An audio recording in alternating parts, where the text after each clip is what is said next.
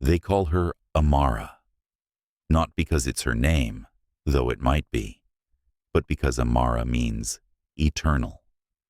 And that's exactly what she is, a living masterpiece, a woman who turned her pain into pigment, her scars into strokes of genius. See that mural behind her? She painted it, every petal, every swirl, every hidden face staring back at you. It took her 3 years. 3 years of sleepless nights, of mixing colors until her fingers bled indigo. But she didn't paint it for praise. She painted it to remember. Remember the foster homes that called her difficult because she asked too many questions. Remember the teacher who said, "Girls like you don't become artists, they become statistics." Remember the night her mother's boyfriend smashed her first set of paints against the wall and told her, "Dreams don't pay rent." She was 16 when she ran away with nothing but a backpack and a stolen box of oil pastels. 19 when she slept in subway cars, sketching strangers who became angels in her murals.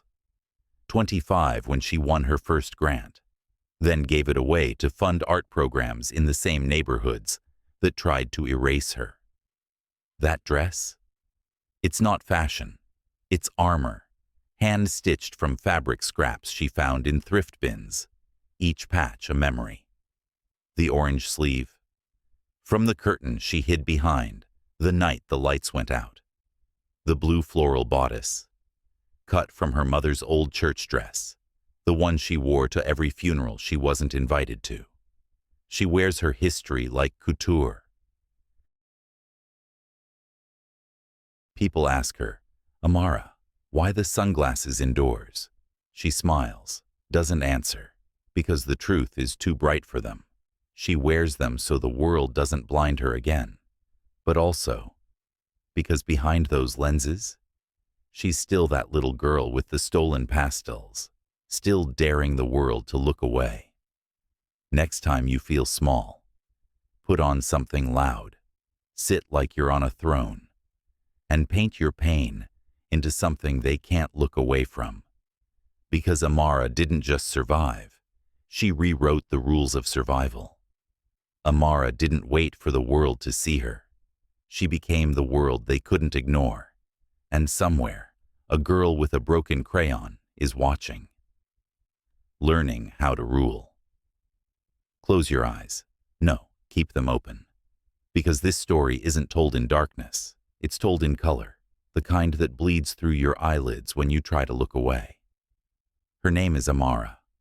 But names are just labels, and she outgrew every label they tried to pin on her. So let's begin where all queens begin. Not in a palace, but in the ruins of one. 1987, Southside Chicago. A row house with peeling teal paint and a front door that never quite closed. Inside, a 6-year-old girl sits cross-legged on cracked linoleum, surrounded by crayons she found in a church donation box. Her name is Amara Jones, but the social worker calls her case number 447. Her father, a ghost in photographs. The only thing consistent in Amara's life is change. New foster homes, new rules, new bruises shaped like fingerprints. But every night, she draws, on napkins, on the backs of eviction notices, on the inside of her eyelids, when sleep finally takes her. One foster mother finds her sketches and laughs. "Girl, you think art gonna pay the light bill?" Another tears up her drawings because pretty things don't last in this house. But Amara? She memorizes the way the paper rips. She learns that destruction is just another kind of texture. Age 12. Amara steals her first real art supply, a box of oil pastels from the high school art room, not because she's a thief, but because the teacher said, "Those are for students with potential." And Amara had never been told she had any. She hides them in her backpack like contraband, draws on the L train at 3 a.m., portraits of sleeping strangers, a woman clutching a rosary, a boy with a black eye, an old man whose smile looks like surrender. She titles them all, Angels in Transit. Then one day, the art teacher finds her sketchbook. Instead of punishment, she says, "Amara, this is college-level work." For the first time, someone sees her. But the system? It sees a runaway risk. 2 weeks later, she's shipped to a new group home. The pastels? Confiscated. The sketchbook? Shredded. But the image of that teacher's face, the way her eyes widened, Amara keeps that. She paints it in her mind every night. Age 16, the group home catches fire, faulty wiring. Amara wakes to smoke and screaming. She runs back in, not for clothes, not for shoes, but for the one thing she's hidden under her mattress. A single canvas, her first real painting, a self-portrait, not of her face, but of her rage. Swirls of red and black, like a storm trapped in a girl's body. She makes it out, barefoot, soot-streaked, clutching the canvas like a child. The fire takes everything else, but not her, not the painting. And in that moment, standing in the street while the house collapses behind her, she makes a vow. I will never let them take my color again. Amara disappears into Chicago's underground art scene. She sleeps in abandoned CTA cars, paints on plywood, scavenged from construction sites. Her murals start appearing overnight, on viaducts, on the sides of liquor stores, on the walls of churches that lock their doors to kids like her. Each one signed with a single symbol, a blooming flower made of broken glass. Street kids call her Glass Flower, cops call her a vandal, gallery owners call her a myth. But the people? They leave offerings, a half-eaten sandwich, a dollar bill folded into a crane, a child's drawing taped beneath hers that says, "Thank you for making the ugly beautiful." By 19, she's got a crew.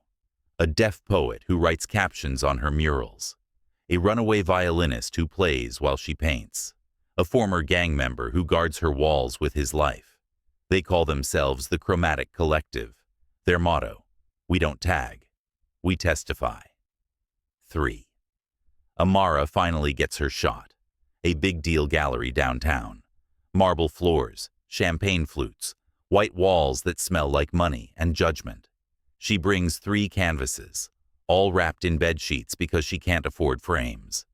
The curator, a man in a turtleneck who smells like entitlement. He unwraps the first painting, snorts. This is aggressive. Unwraps the second, derivative.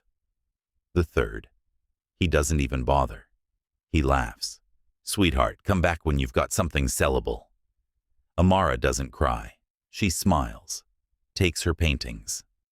And that night, she paints the outside of his gallery, a 40-foot mural of his face, but with her eyes, her rage, her crown made of broken champagne flutes.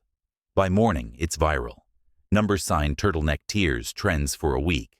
The gallery, forced to close for renovations. Amara?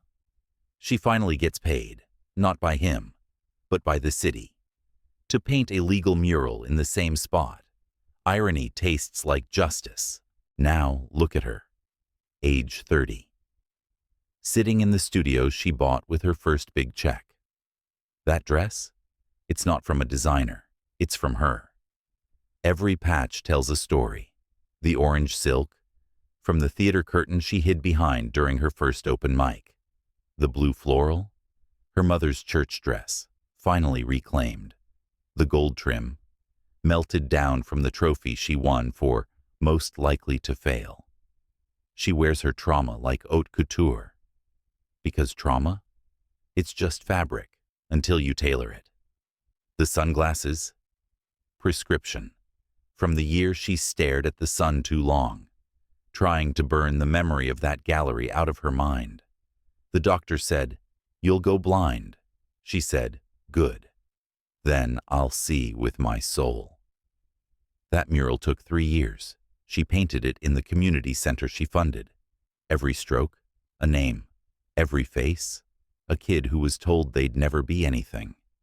There's a hidden portrait of her 12-year-old self, holding the stolen pastels. And if you look really close, you'll see the turtleneck curator. But he's tiny, in the corner, holding a mop, because even villains get redeemed when you put them in your story.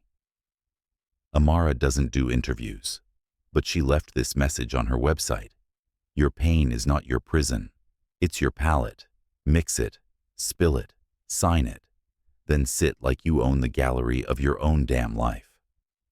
Somewhere right now, a little girl with a broken crayon is drawing on the back of a detention slip. And Amara, she's already seen her, because queens don't just wear crowns, they forge them from fire, from glass, from every no that tried to erase them. Be your own masterpiece, because the world, it's just a blank wall, waiting for your color.